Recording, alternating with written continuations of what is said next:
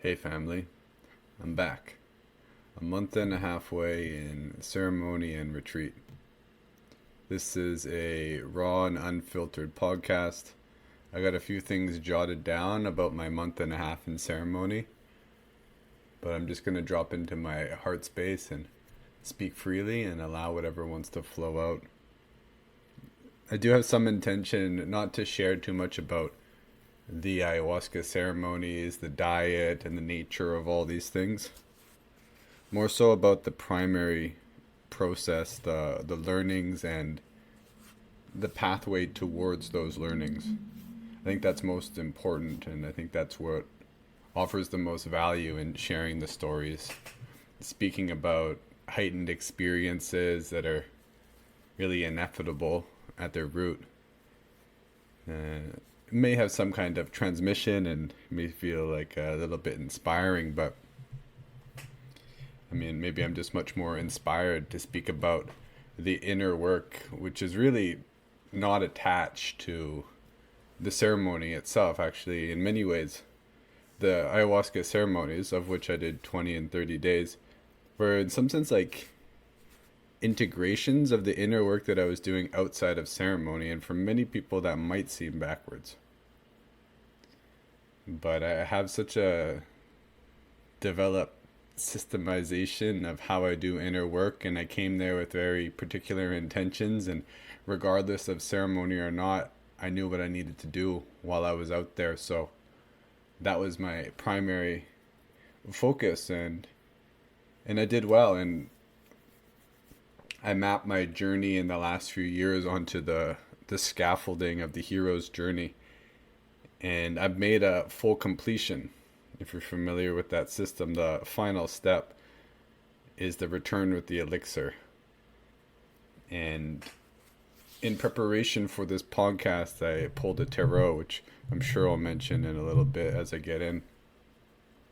And the tarot I pulled was the Fool, which is perfect because the completion of the hero's journey starts it over again at number one. Number one in the tarot is the Fool. And I'm certainly a fool. But the archetypal fool in the tarot is the one who is beginning the journey again. And it really feels like that. It feels like a fresh beginning. It, in some sense, is disorienting to come home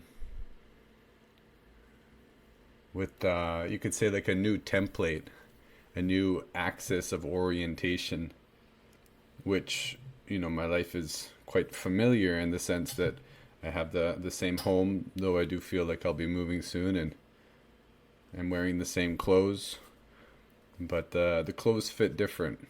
You know, the person inside them's changed a lot, and it can be disorienting, even down to like, I had all these cravings before I left. Because when you go do ayahuasca, you don't eat the sugars and the herbs and the spices, and you cut out the caffeine and all these things. And initially, there's all these program patterns of emotional connection and relationship built into the system, and I was craving pizzas, and now that I'm back, it's like I've tried a lot of those same pleasures, but the reward relationship wasn't the same. And that's often the result of I had built a patterned relationship with many of these foods that they were like emotional support or comfort foods, you know? And I come back and I was expecting something similar to what I used to have, that sense of safety from those foods, but it wasn't as satiating or fulfilling as it was because it wasn't filling a need. I've filled those needs in many ways within myself, and now the food feels a little less salient in that way. But don't get me wrong, I've been loving the foods and I've been enjoying them, and it feels really good to be home and have so much access to pleasure and all the amenities of sleeping in a bed for the first time in a month and a half, like a good bed. Being indoors, being indoors at night. These are really gifts, and as someone who's been doing ceremony for many, many years, you know, it's a frequent part of my life to step away from it all. In my early 20s, I was like, am I going to be a monk? Because there's such a hermit archetypal nature within me. You know, it's part of my human design as a reflector. It's part of my gene keys to take time alone. It's again and again through various systems reflected back at me as like, I'm somebody who thrives. It's part of their energetic design to have a cadence between, let's say, the worldly experience, culture, society, and taking a step away from it all in nature. Stepping away from it all might just mean meditation, but that cadence is really important. Okay, I feel like I'm rambling. Let's get into the heart of this episode, is some of the primary processes that I went on. And I've been saying processes for a long time. I don't know if it's processes or processes. I do a lot of process. I should probably figure this out. I'll have to go on a process after this to figure out whether it's processes or processes. However, I came with some primary intentions to the jungle. Those intentions were, this is not an exhaustive list, to prepare myself for my upcoming holistic energy medicine system school and training, which is set to launch in the fall. What does that mean? It's preparation. It's like, am I prepared in the more pragmatic ways of like, is the system well carved out? Does it need to be refined in any way? Is the material there? Like, have I created the workbook? No, I haven't fully created it yet. Mostly. But more importantly, energetically, am I aligned? Am I embodied in the system? Am I energetically, the word comes to mind, poised? Energetically poised to be the one to steward that vision. And I mean, that's a continual process, and I'm not going to be ready until I'm ready, which would be the moment that I step into that container, then I'll be ready.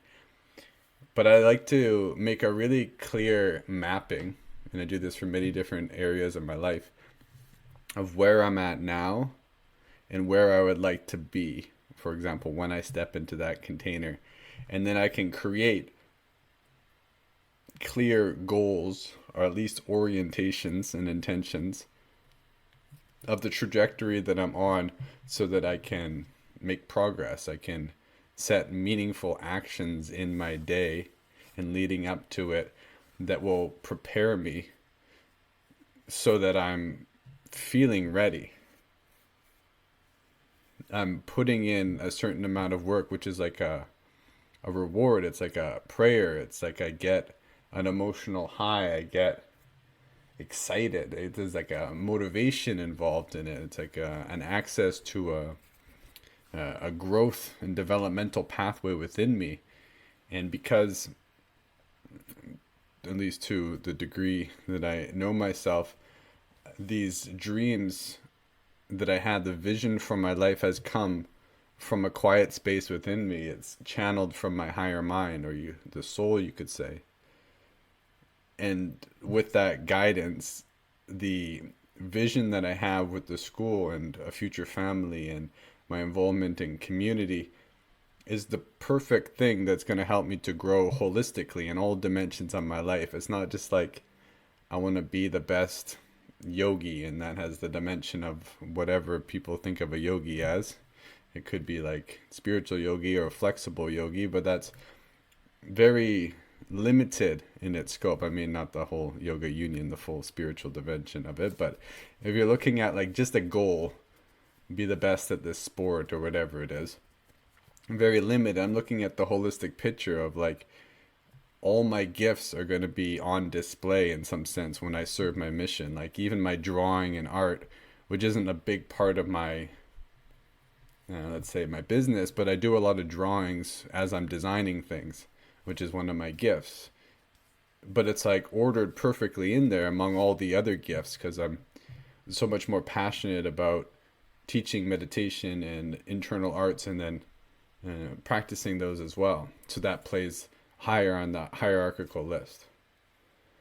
So a lot of time is spent getting to know these priorities and what is being asked of me, so that I can chart all this information.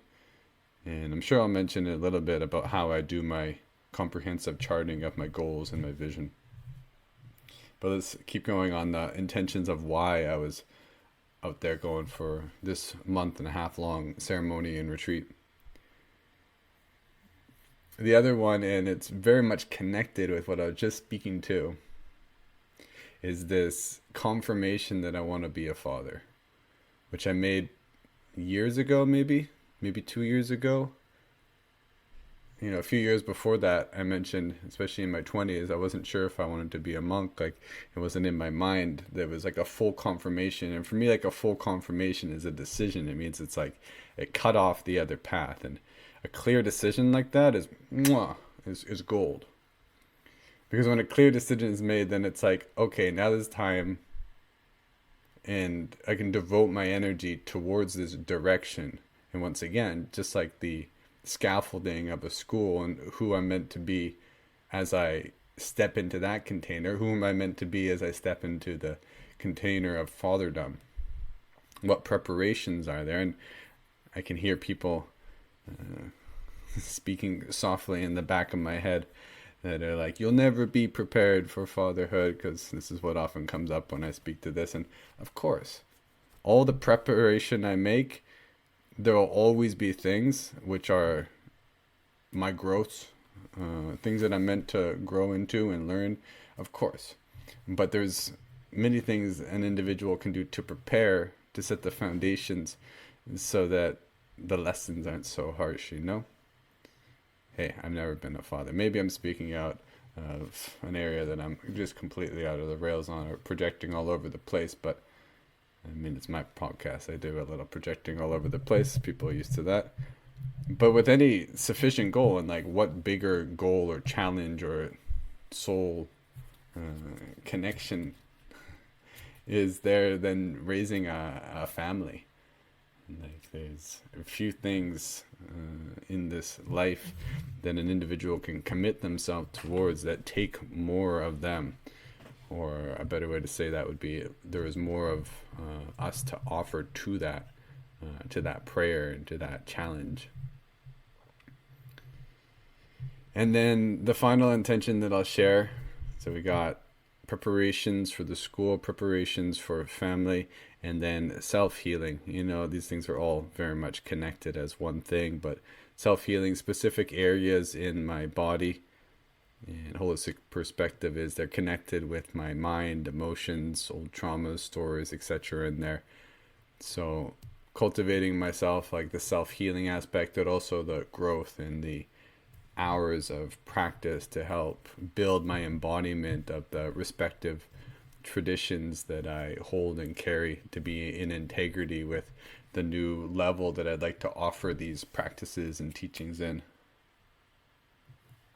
All right, let's get into one of the processes, and that's fear release. The fear release was stored primarily in my psoas, but throughout my spinal column. The fear pattern, I trace it back multi-generational through my maternal grandfather, so my mom's father. And when he was a child, this is my grandfather, my Bubs, who's no longer with me now, not in flesh. He was a child of the war, meaning that when he was young, the war encroached, and they took my great-grandfather, presumably went to the camps or was killed quite soon after that. And my great-grandmother, my Oma, incredibly strong woman, took my grandfather and her other children, and she navigated her way from Germany-ish region across Europe, which took multiple years. You know, this was their childhood. They didn't have the foundations of going to school. My grandfather, I believe, had a grade 2 or 3 education before he was pulled out of school. Until the day he died, he never truly learned to read. He was illiterate his whole life, and I mean, he could navigate a few things and pick up some things over a lifetime, but he never went back and learned to read. So he lost that whole education in his childhood because he was frequently moving across Europe to run. I mean, like, the source of that movement was fear, the impending war that was going on. I mean, it wasn't impending, the war was going on.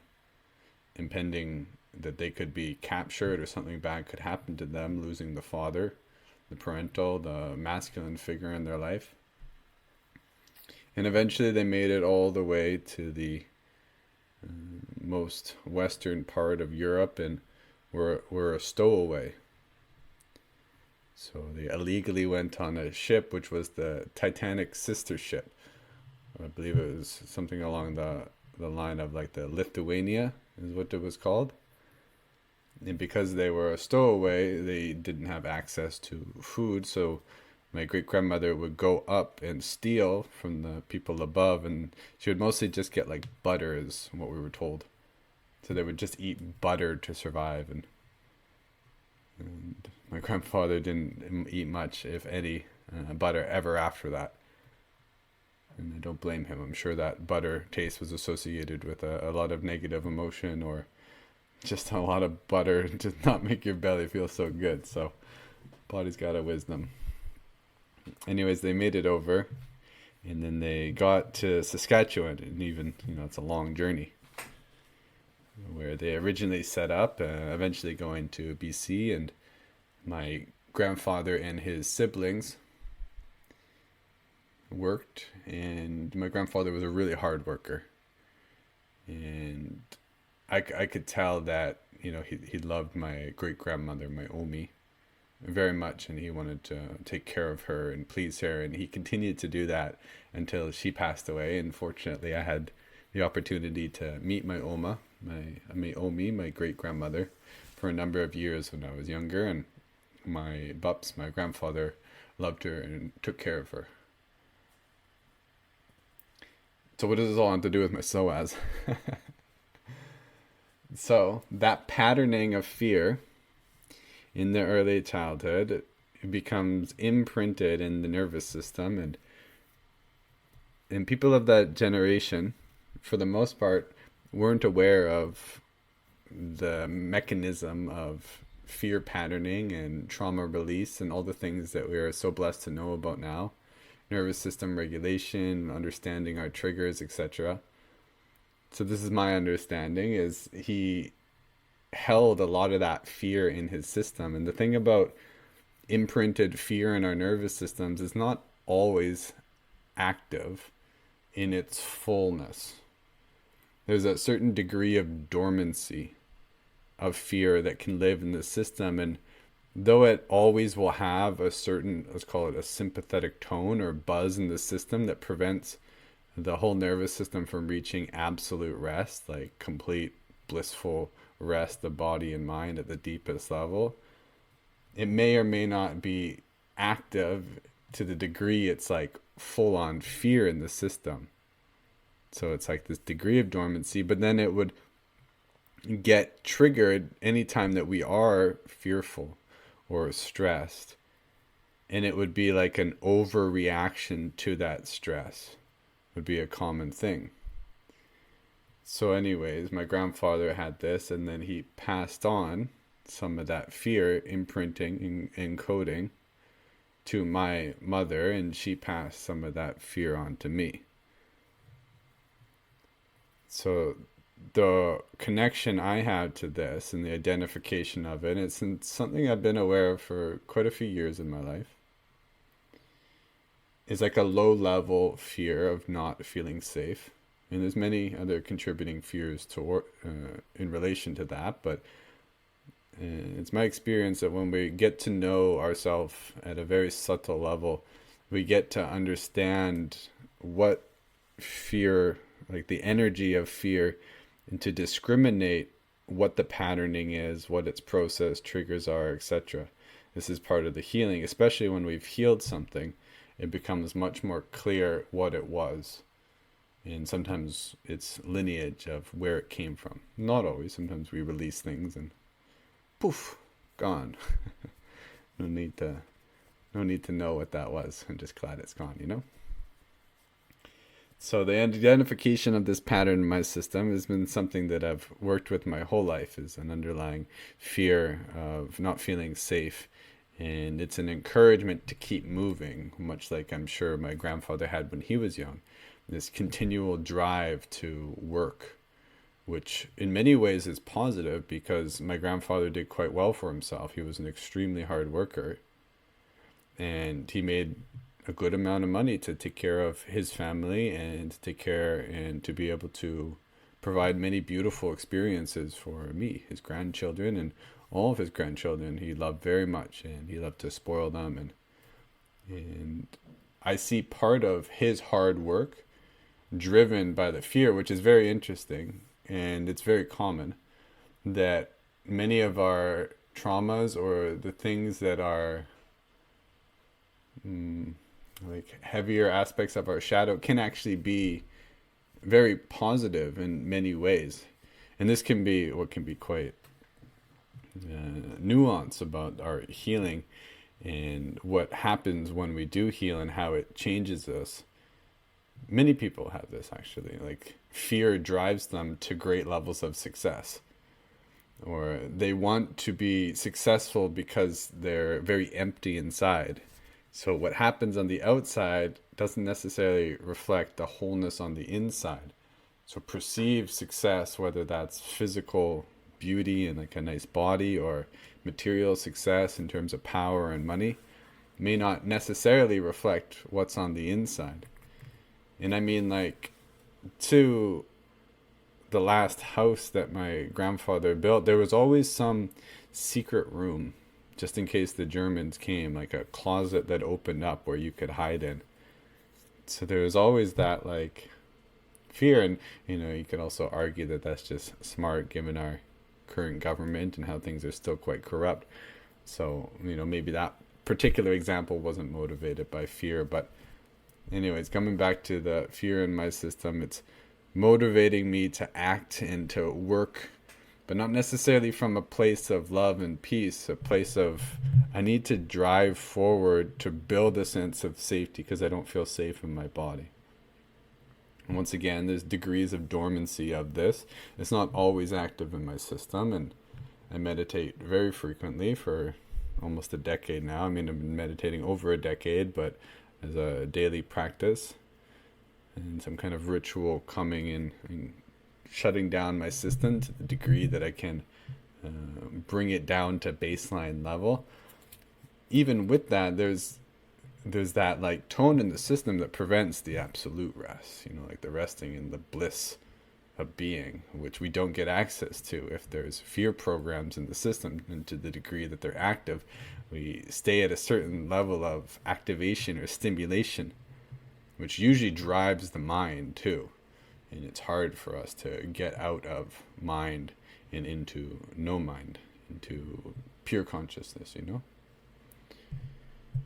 And this fear is triggered in me, particularly in relationship to scarcity or safety pressures. So it became most prominent in my life about 6 years ago when I quit my stable 9-to-5 and started doing my solo entrepreneurship without a business plan. It was just a leap in the direction of excitement. Probably wouldn't have done that if I was doing that now. I'm a lot more conservative and mature with how I spend my energy and resources, and wouldn't put myself out there. But timing is perfect. Sometimes we take the leaps when we're younger because we are dumb enough to take those leaps. And I mean, I'm pretty dumb still nowadays, so I still take leaps, but much more calculated anyways. Took that leap, and that pressure, once again, not always completely active, degrees of dormancy, but I can trace how it's affected me over the years, driving me towards more output, less rest. And then it gets sneaky because of the culture that we're in, that especially the entrepreneurial culture, that it's like rewarding of the hustle, rewarding of the person who works from the moment they wake up to the moment they go to sleep. And I mean, when there's not a lot of finance coming in and you're looking to build a baseline level of security, I mean, shouldn't it be work, work, work until you get that, So it's easy for my mind. We all have our unique control patterns in relationship to stress and how it'll affect our psyche. But it had been easy for my mind to continue to just keep driving. But it's stress when you're driving and you're doing things that aren't producing, and you get stuck in patterns. is when we get stuck in stress, or we get stuck in control patterns that are bringing this sense of safety because maybe it worked in the past, or maybe just doing something feels better than just sitting there. And it took me the whole month to begin to relax, because what had happened is a few months earlier I had something trigger. I don't need to go into the whole story to get the whole picture here. Something trigger me into a more heightened state of that activation of the fear around a fundamental survival. And it wasn't like the highest degree. I wasn't like having a mental breakdown, which maybe we'll get into mental breakdowns later. I wasn't like full out fight or flight, but there was degrees of survival, you know? I mean, it's hard to explain exactly where it is because it changes moment to moment. But ceremony has this effect of like, hey, you have a prolonged period of safety.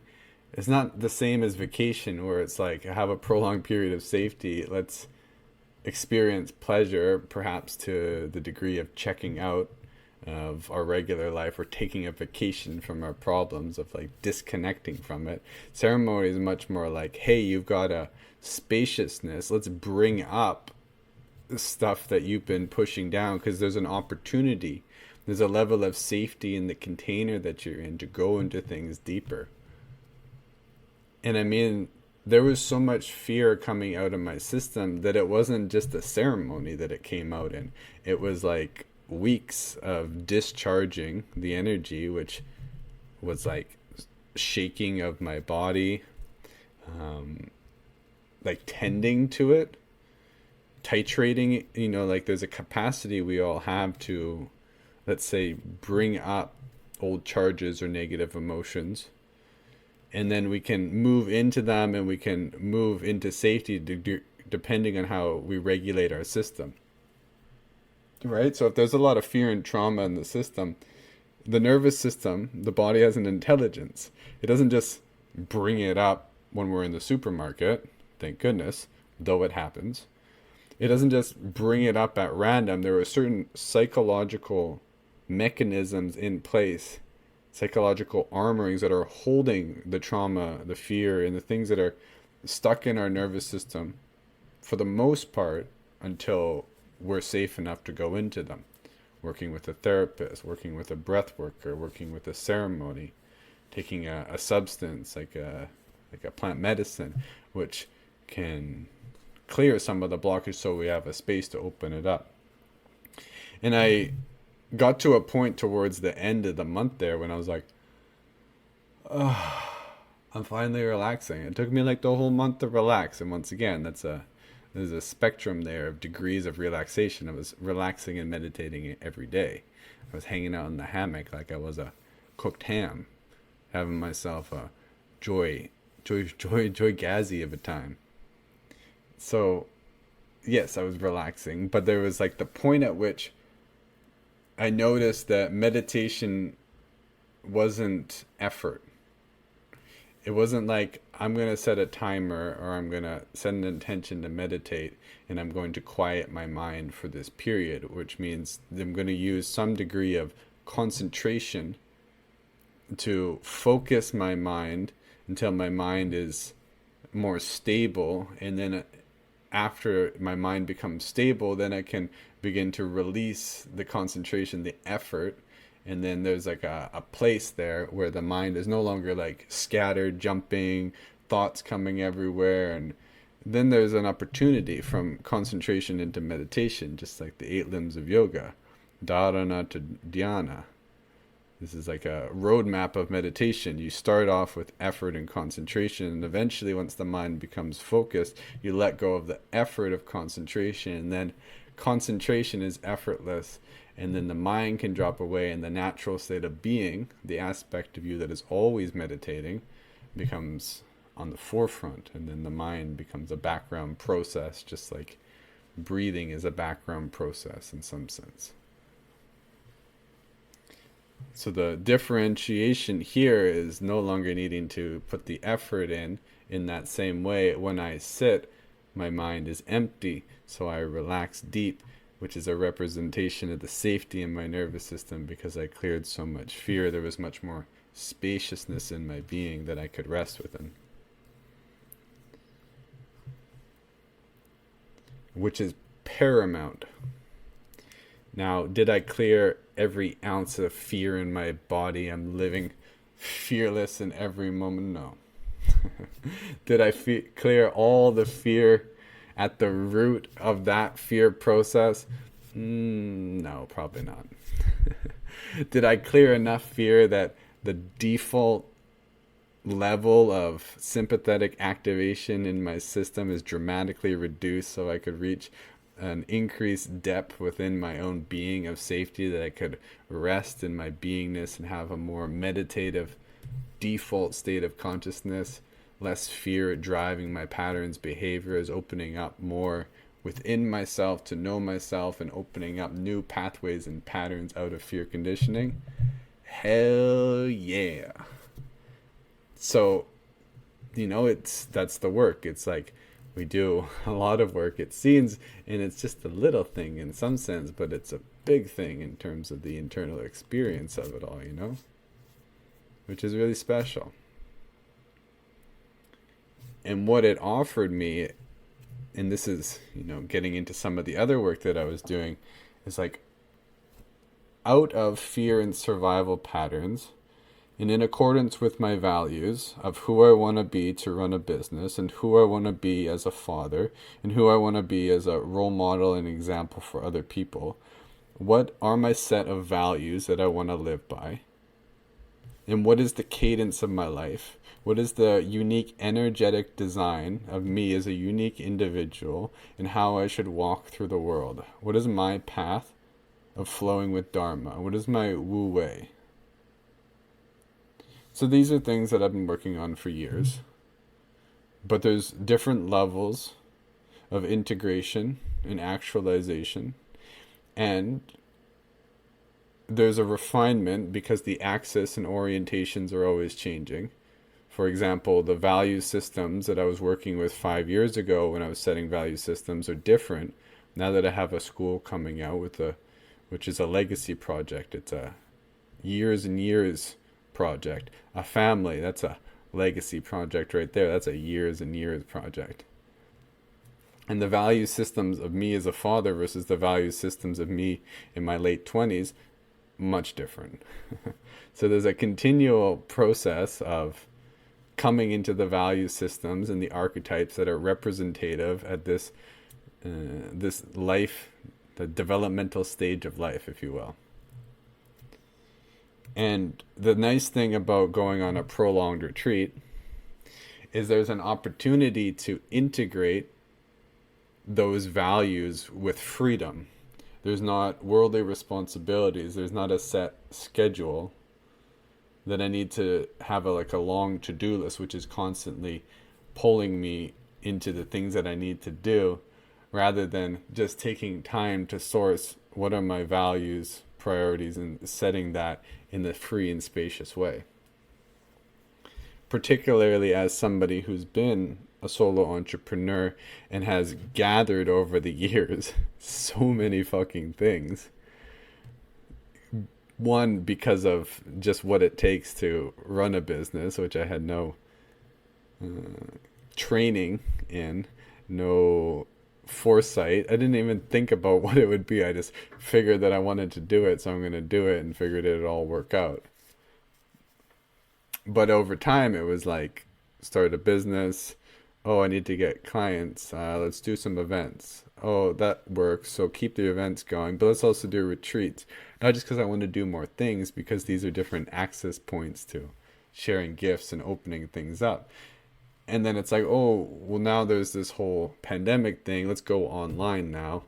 Okay, it's all about content creation. Oh, let's do this. And it was like snowballing. And this is also, coinciding with fear processing, which is that pattern to work and do. So it wasn't always intelligently adding things. And there's this process of discrimination, which I could have done a lot better to weed out the things that were working and have more tracking of things that were successful. But I'm just figuring all this stuff out, still doing it day by day. So anyways, I've amassed a whole shitload of things. So it feels nice to take the spaciousness and to weed out, well, the stuff that ain't working. What's out of alignment with my values. And this is something that I've been working with over the last few years of like, okay, I've identified that the life that I'm living is out of alignment with my values. I'm being pressed to work more than I'd like to. The cadence is off, but it's not so simple as just, I want to reduce my work. I'm sure we all want to reduce our work and increase our money. Yeah? Does that resonate? But it's like, there's got to be a strategy, and there's got to be a belief system. There's got to be a lot more that goes into play, and everybody's circumstance is different. So I started to go deep into the systems that I'm developing and create my strategy. As many of you know, I have a holistic energy medicine system, which has a unique tool that helps to track life force energy management. There's 8 dimensions of how it does this. In brevity, we look at the primary vision and goal of the individual, like the full picture. How do they want to live? What is their involvement in community? What's the legacy? What's the lessons they're learning? There's a developmental process, which, once again, like our values, always changing.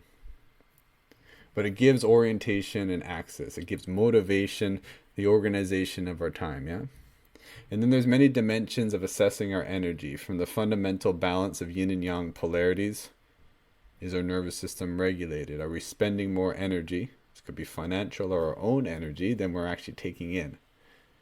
And then it goes across the 5 elements. We're looking at the primary negative emotions in relationship to how they affect organ structures, the 7 chakras related to psychophysiological and energetic patterns within our system and mind. So there's extensive tracking of all these dimensions, from our finances to our emotional relationships. And I'm taking into account all these things, and then I'm, let's say, some sense of like building what the value systems are. And this is really key. This last part is really key. Getting to know our energetic design. And that's a blanket term that I use for the intelligence behind the zodiac, the human design system, the gene keys, and whatever other metaphysical system that has some grounds in reality that can offer guidance on what the unique energetic design is. And I mean, there's many psychological systems out there, and they're used en masse in major companies. And I've taken some of these. I can't remember the name of it, but I took it's like a $500 thing that gave me like 50 pages on my stress states and psychological development, and it was kind of useful. But the idea here is behind the energetic design is we all have a unique genetic profile, and this builds not only our physical body but our energetic body, our auric fields, and it offers a lot of wisdom about the unique strategy that we should have in the world to be most successful in accordance with our design. It's not that you can't be successful out of your design. It just means you'll have to work a lot more. You'll have to put in a lot more effort, because when we align with our design, we follow the pathway of least resistance within ourselves and within the world. So I have a very unique design, and I mean everybody has a unique design to them. But the uniqueness of our design comes with the specific recommendations of these systems. And what I did was I partnered up with AI. I did a fair amount of AI, which is kind of like a interesting marriage between all the shamanic work I was doing with ayahuasca and the artificial intelligence work that I was doing with super AI computers. It's the marriage. So I took the information from all these systems, human design and gene keys and zodiac, and I got it to plug it all in. And then I got it to formulate specific strategies for me in business, specific strategies for me in community and relationships, etc. Once again, this is stuff that I've already been doing over the last few years, but there's different levels of refinement and integration and acting and actualization onto these things. So I've been working way out of my design, and it's hard in the sense that my design is not about working a 9 to 5. It's not about working a lot, which is not great information because it doesn't give the full picture. It's not like someone speaking to me. It says all these things. It's like, you should not work a regular job. I'm like, great, don't want to work a regular job. And now what? And there's all these things about like our energetic strategy, like in the human design system. Projectors, wait till somebody invites you. And I know people who have done this strategy and it's worked great for them. And manifestors and generators, I don't know your specific design, but I'm pretty sure it's like, you got energy, go and do your thing.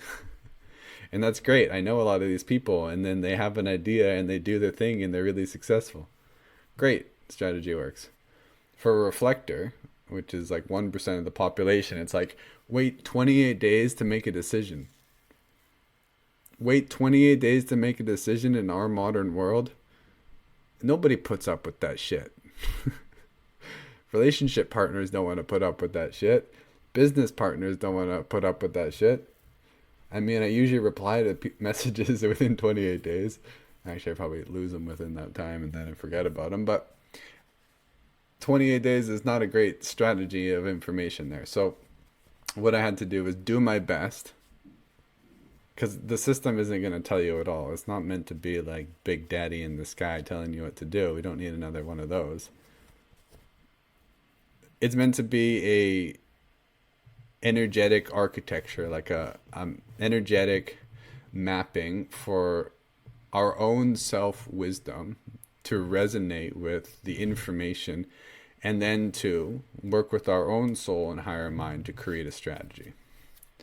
So from this information, I was able to tweak out a lot of the things that I was doing that feel out of alignment, to drop certain patterns that I'd been doing before, which I assessed to be more from the stress state, and to build a rhythm that feels representative of my energetic design, my values, and still feels within the framework of the, let's say, the Western world or the entrepreneurial landscape that I'm operating in. Because we have to respect the environment that we're in, yeah? If we want to go to a certain community and do a certain thing, there's a certain level of offering yourself to that environment and its energy. So with this information, I have a whole different strategy. And this strategy has many different components, some of which I wasn't using at all. For example, I got really into the tarot. And I'm not going to give a full explanation of the tarot here. I don't think I'm the one to give that. But I was gifted this deck by my dear friend Benoit. And I mean, if you want to learn about tarot, he's the guy to go see. But how I use this tarot, completely non-traditional once again, is I ask important questions. This could be like business questions of, should I do this event, or what are the energies associated with this event feel like? And then I pull a card or two, and then what I do, this is the non-traditional approach, I contact AI, because I don't know the meanings of all these cards. I should say, before I use AI, I do my own intuitive reading, because the information is built into the symbols of the card. So I use what knowledge I do have, so I'm building the knowledge, so one day I don't have to use the AI. But till I learn that, I ask AI, hey, this is my question, these are the cards that I've pulled, and it gives like a detailed mapping. And I wouldn't just do this as a one-off thing. I would go for like 30 minutes to an hour and continue to ask questions. So I'm like, this is my business strategy right now. What are the energy the cards hold? Oh, okay, I'm overworking and I'm offering too much energy and I'm feeling burnt out. Yeah, that actually reflects how I was feeling. Okay, great. And then I'll ask another question. No, this goes this way. This goes this way. And over time, the 30 minutes to an hour, it completely reshaped a lot of the things that I was doing. And the part that I really like about this is just like working with a coach or an intuitive reader or somebody else. It's for me like when somebody gives me an intuitive reading, it hits home when it's already something that I know within myself that in some sense I needed somebody else to reflect back to me so that I could really anchor that truth within myself. Yeah, does that resonate? So the cards were revealing to me what I already know, but they were giving me an opportunity of something that I could do outside of myself. So this isn't just like going on in my own mind or my own channeling from my mind, from my higher mind to my, yeah, you know what I mean, yeah? So I was able to look at a lot of the strategy of, hey, I'm working a lot in like a one-on-one kind of way for like a baseline foundational business output, income, etc. But I'm not meant to work so consistently. And I'm a Scorpio ascendant, and I really like to go deep with people. I'm just giving you a few pieces here to show that the model that I went from, which is working more like a 9 to 5 in a one-on-one way with individuals, which means getting a lot of people to come in and through my clinic, versus what I'm shifting into, which is longer, deeper containers with 1 or 2 or 3 individuals, of working really deep with them, because my systems are very deep, and most of the people that I see in a one-on-one way aren't even getting, let's say, where I could really take them. Because if I go through a full assessment with people, sometimes I'm getting them to do like 30 pages worth of questionnaires and inner work, just so I can get a baseline of where they're at, so I can really get to know them, so that I can work, deeply at the root cause of things. If we're just seeing things one-on-one, drop-in style, we just don't get to that depth. So as I go through my energetic design and I blueprint out this new formatting of how I'm going to shift into working with individuals, I see it reflects the energetic architecture of my design, and it gets me excited. So it's like dinging, ding, ding, ding. I'm excited about it. It's a new way of working. It's actually utilizing my system, the system that I'm going to be using to teach when I do my school. So it becomes really clear when something is in alignment. There's that like resonance in the system, like my own system of like a guitar string that's plucked just right. There's a truth towards it. So the tarot has been quite instrumental, as well as the pendulums, for asking myself these important questions. Another really important practice has been my daily prayer. And this is a daily prayer that I've been working with for many years. And it's continually being refined. And its current shape is something that I teach, actually. And not that you need to have my prayer, because the things that I connect with in my prayer aren't going to be the things that you connect with. But there's like a structure to it. And I like to have a structure to my prayer because there's a general scaffolding, and then there's like freestyle elements to it, I mean, you probably don't know, so let me tell you. So we have the general scaffolding. In the beginning of my prayer process, it's the calling in.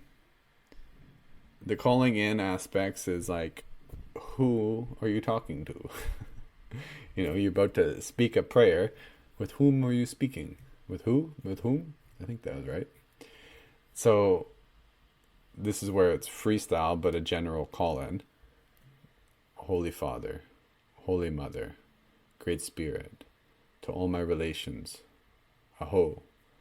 These are common things that individuals say when they begin a prayer, and this is where I like to freestyle, because it feels authentic for me to speak different words, almost in homage to the different traditions that I've been a part of. It's not just like picking random ones. I've spent time studying and practicing and doing ceremony with the indigenous of this land. I've spent time practicing and taking part in yoga and all these different ways that I'm calling in, which is the second part of my call-in. I connect with, and one of the phrases that I use is, I bow to the masters of all races and religions.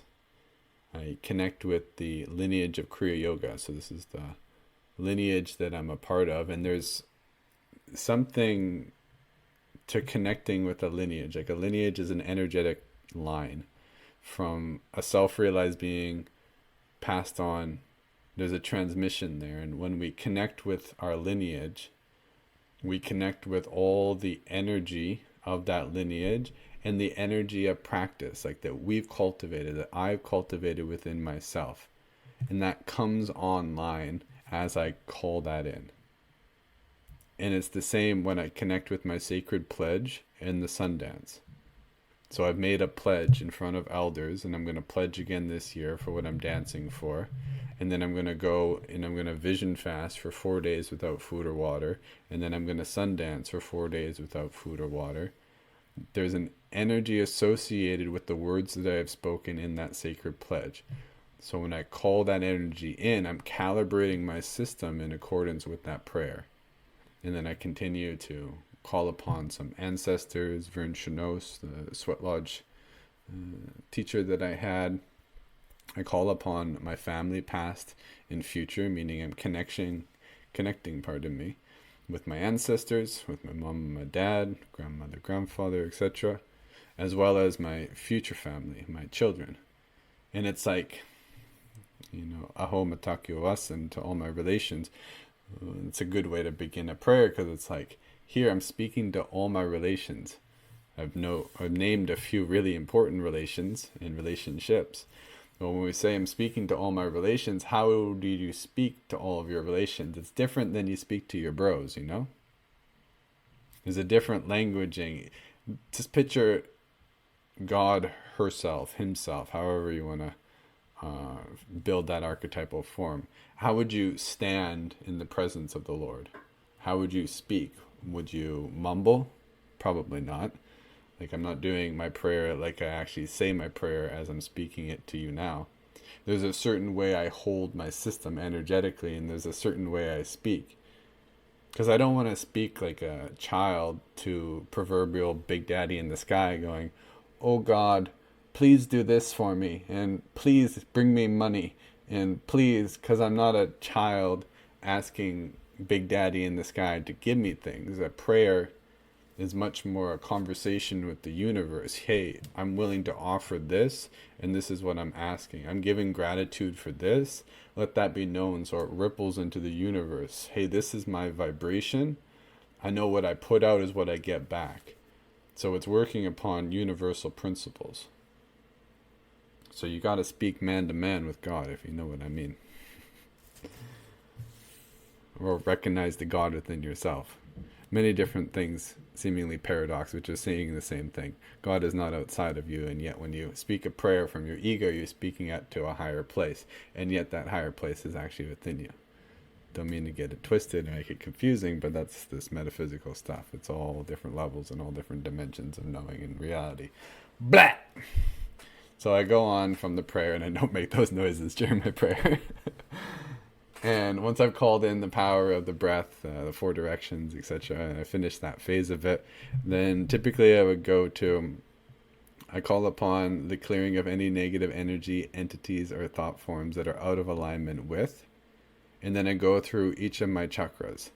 So that first part, I'm calling on the power of my soul and using clearing commands, calling upon the clearing of any negative energy, entities, thought forms, complexes, etc. So 1, it's helping to clear those out of my auric field. 2, it's helping me to identify if there are any limiting beliefs, etc., that are caught in my energy field. And then I go through each of my chakras.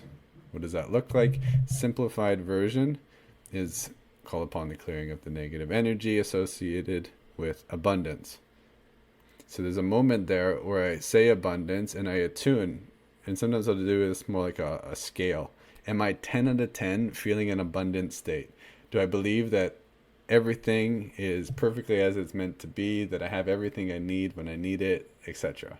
If it's not 10 out of 10, okay, well, there's some negative energy, entity, or thought form, or some kind of doubt or fear that's blocking me from feeling that abundant state, which is infinitely available to me.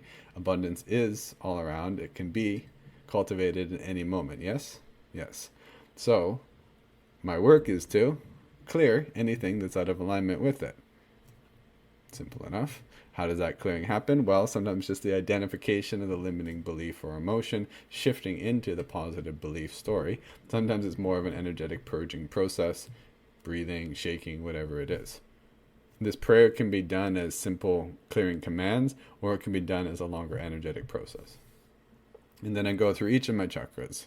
Clear and conscious use of my creative and sexual energies, chakra 2.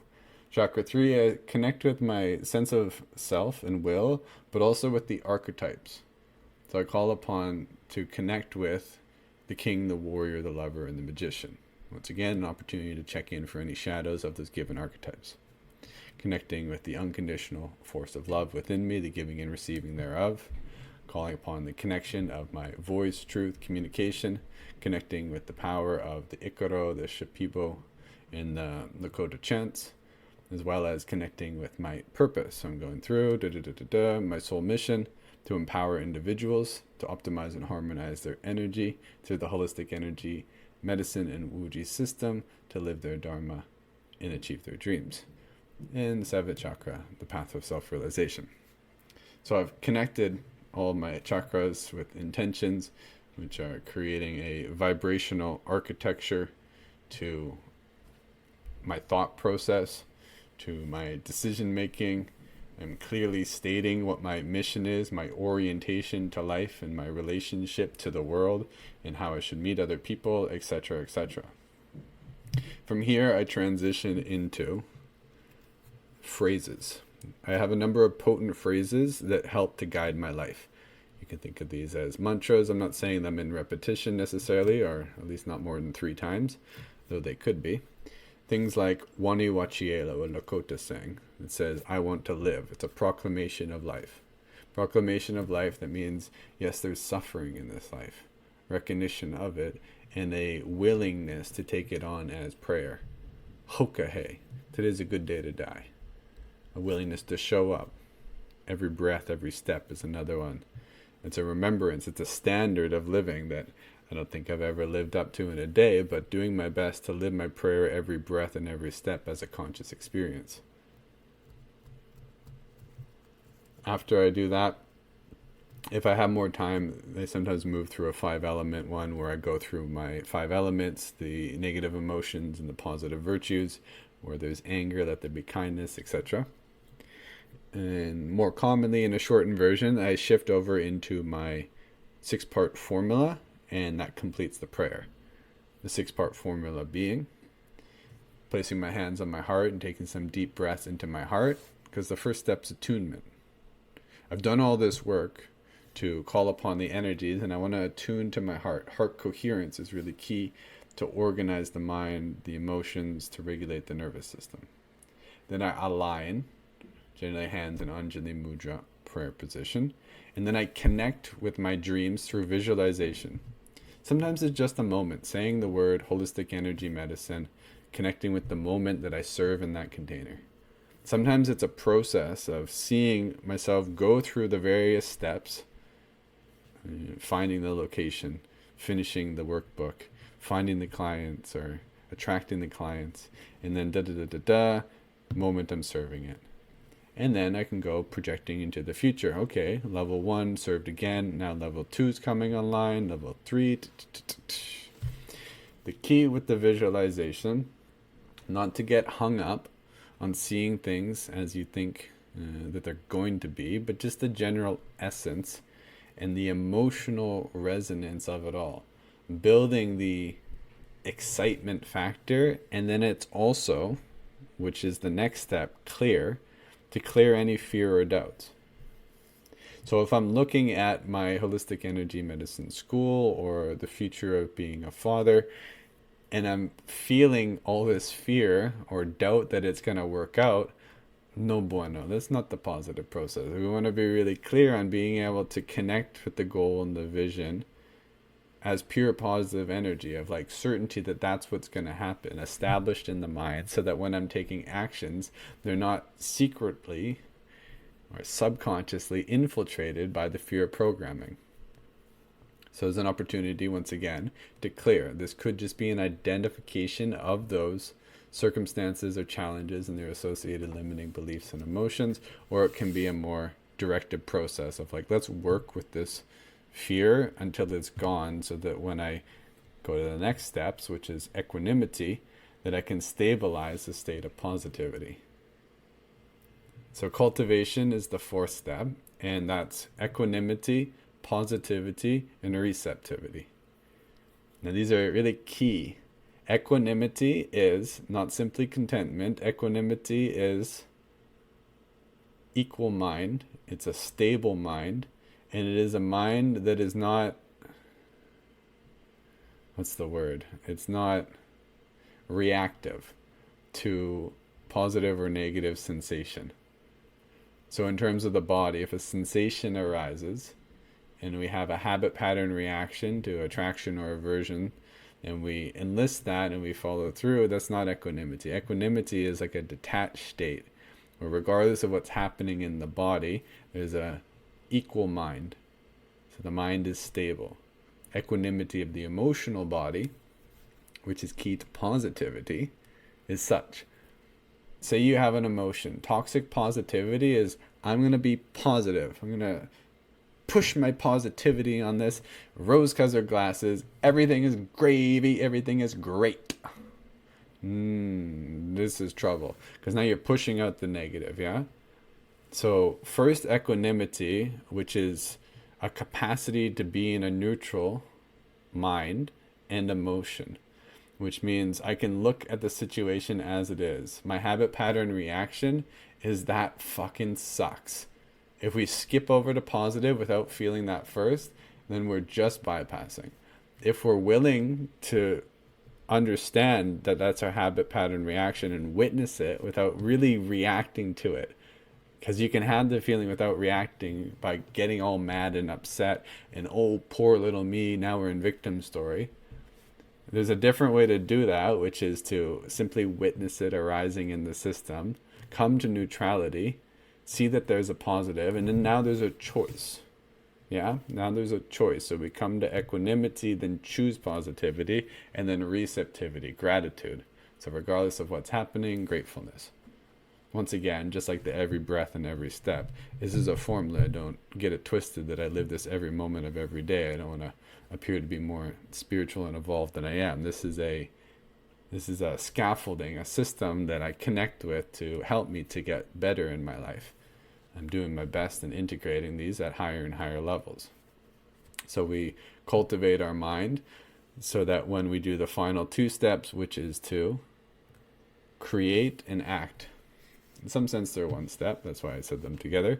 But the creation is the reminder that you are the creator of your life. So you're writing the script. You're choosing, so long as you're not reflectively or unconsciously acting, you're choosing how to respond, and you get to author the story of your life. So when circumstance happens, to others it might seem like a negative circumstance. To you, you might go, well, there's a lesson here and I'm choosing to see it. Or this is the challenge of my life. I've broken my leg and I want to do this, but how can I flip this story? So the reminder here is to write that story from the highest perspective and then to act. So you're writing your script, you're all attuned, connected with your lineage, connected with your dreams, your vision. And that's all attunement. It's internal work. If you just stop there, well, you didn't really do much about it. Can't expect much. It's an asking and an offering. The offering there is your actions. Your actions are meant to now be in accordance with your dreams. Like you've set your system up in an intuitive way where the pathway towards your dreams manifesting will become clear. You've visualized your goals and perhaps even the steps you know you need to take. So take the fucking action. That's the real secret sauce. You can't have one without the other. I mean, of course, you can get into, well, not everyone likes to work with goals, and there's more intuitive ways to move through the world, and go with the flow. And I mean, once again, this is all about our energetic design, yeah. So this is a prayer that is meant for me, and I would say I work best when I work in a harmonious and Libra balanced way, which means there's an aspect of internal attunement and there's external action. My stress behavior is to overact without the internal attunement, which means I'm acting more from stress and overdoing rather than showing up as I want to show up, and then I lose my center. So yes, there are individuals, and this could be you, which will focus more on cultivating the state you want to be. Typically, more feminine natured individuals will have this. They focus more on vibrationally being a match. Maybe they're a projector too. So they're, cultivating their state, and then someone's just going to ask them to be somewhere. So that's the uniqueness of our energetic design. We want to know what our ideal, let's say, strategy in our masculine and feminine polarities, or to the degree we cultivate our state versus we take action. And we want to know the unique energetic strategy of how this plays out. So this isn't just a simple black and white. There are going to be different circumstances in which we'll apply different strategies. But in general, there will be overarching patterns. The more typical male profile for many males, because males are more likely to be, I believe, they're manifestors or generators, the primary workhorses of life. Their primary strategy is to do. So you're going to hear a lot of them online on Instagrams and social media saying, just do the work and do more and do. I took that strategy for a while and it didn't do shit.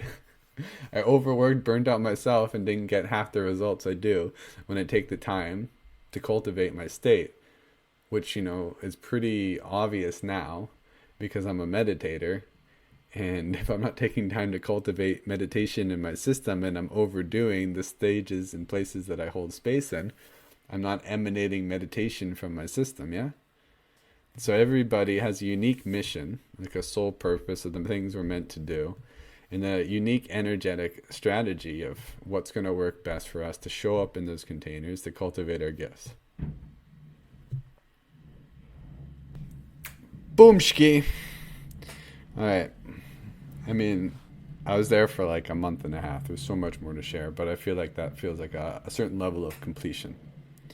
Let's do a quick review here. So my primary intentions was to go there and cultivate myself to be a father, cultivate myself to hold a powerful container for the holistic energy medicine and the Wuji school that's coming up, and to heal my body. And it's all tied into that process which I was speaking to. Addressing and identifying the fear in my system that was driving me towards patterns, compulsions, and behaviors that are out of alignment with my own energetic design. So taking this opportunity to have spaciousness allowed me to build a cadence within my system.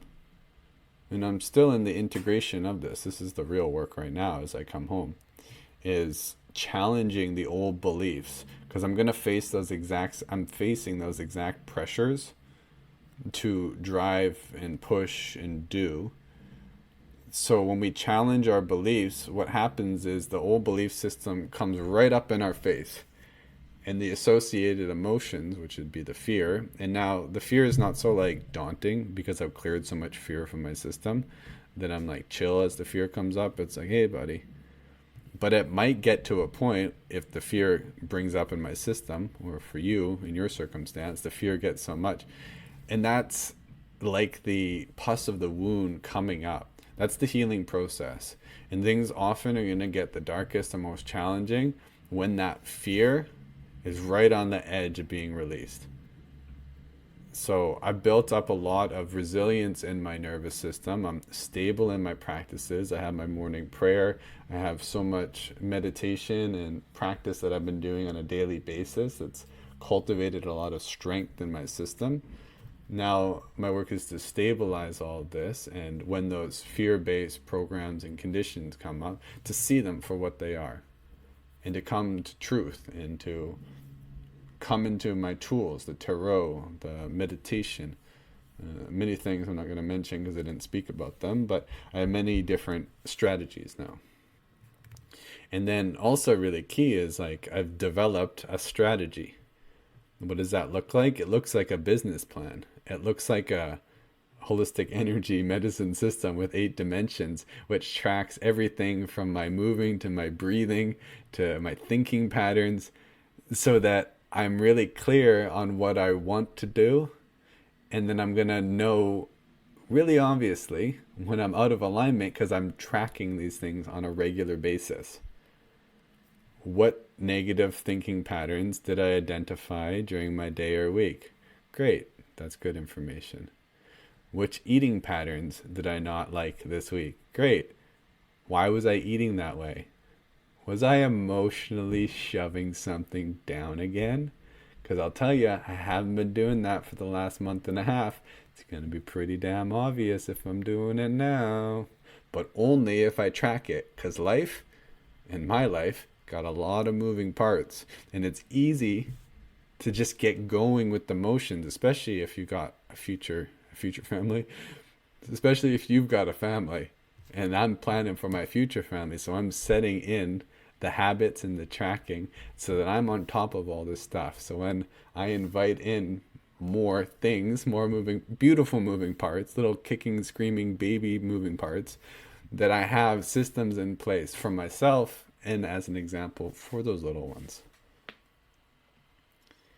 You know, what I didn't talk about was a lot about the family, and maybe a whole nother episode, because that's the most heartfelt. Like, this is in many senses the reason why I'm doing all of this change. And the reason why I'm willing to go through, the month and a half of ceremony is not vacation. It's hard, and it's sacrifice, and it's giving up. And this is like a small prayer of the prayer of my life to have children and to offer my life and what I've done with myself to be able to pass that on to future generations in a small way with my children, but the impact and legacy that gets built out of everything that I'm creating. And when we do real healing work, it's multi-generational. The healing work to clear that fear out of my system has a immediate effect on my parents who are living and my ancestors who have passed. Because there's no time and space in the real higher perspective of things. So the things that we do matter. The things that you do matter. I mean, they matter so much, it's scary. They matter so much that, when I come back to my life, I have to take a lot of mindfulness, not to fall into old patterns of just wasting time, because many things that I was doing in my life is not the kind of things that I want to do when I have children watching me. Okay, I'll close with a piece about the fear story. So I mentioned that it took me like almost the whole month to fully relax, right? All this fear was coming up, and at first, it wasn't so much. It got progressively worse. And eventually I noticed it was hard to meditate, and I was exercising more than I was doing my standing meditations. There was this general push and less regulated in the breath, etc. I was I'm dealing with this fear. I'm doing my energetic dissolving. I'm doing my breath work. I'm doing my meditations. I'm addressing the fear. There's so many ways that we can deal with fear. So many ways that we can deal with process, especially when we've identified what's happening. And I live in a culture or a community where so many of my friends are so self-aware. They're I know I'm I'm an addict, and I'm a overthinker, and so many people in my spiritual community, and myself included, are so aware. But are we actually doing the work to actually clear it? And yes, we are in various ways, but sometimes we're aware of these things and we just hold it, and we don't just cut it, because it takes more than we know what to do at any given moment for many times to actually know what to do. Okay, enough preamble. So I'm in ceremony, and I'm like, I can't do this anymore. Like, this fear has to go. And then I visualize, or I see, I don't know if it's something I did or I received, who cares? I see the image of my daughter. I couldn't see like her face, but the essence of her. And I'm like in my mind right before this, like stressing out about the new school and the finances and will it all work out, and it's that similar fear pattern, scarcity looping going on. And then I just like picture her looking up at me, and I'm in this stress state, and I'm like, this is the vibration that I'm offering her. This is like, this is what she sees, this is what she feels in her body in relationship to trusting and faith on the path to money. And I was like, I can't do this. I can't do this anymore. And I swore on her life, and it's frequently a daughter that comes up, but you could just say my future children's life, but it has a particular resonance within my system of like, I won't do this anymore. I have a choice of how I relate to scarcity and money, and how I have faith on the path. And in that moment, upon making that declaration, so much fear came up and through me. And I didn't just clear it all, but I got to a deep root, if not the root. And it became depersonalized. The fear was no longer my story.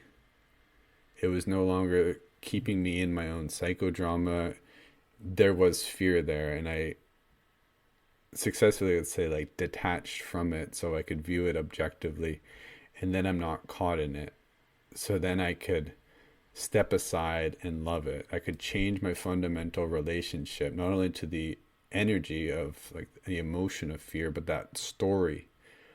Because that's when we really identify the process, is we can take a step out of it rather than being caught in it. Yeah. So I saw it for what it is. And now as I come back into my life, I mean, it hasn't re-triggered.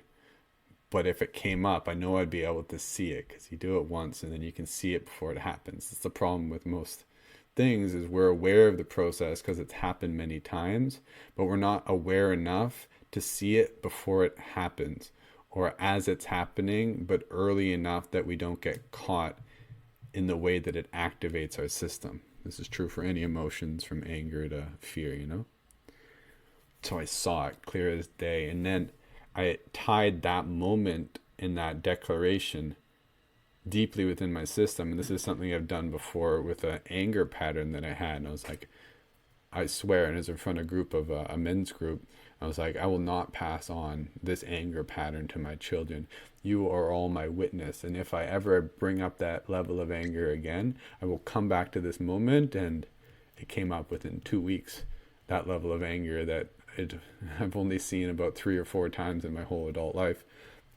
So now I know with that fear process, if that comes up in my life, that root level insecurity, I know I have a declaration and a capacity to connect to source, which I didn't talk a lot about here, but I spent so much time connecting with source.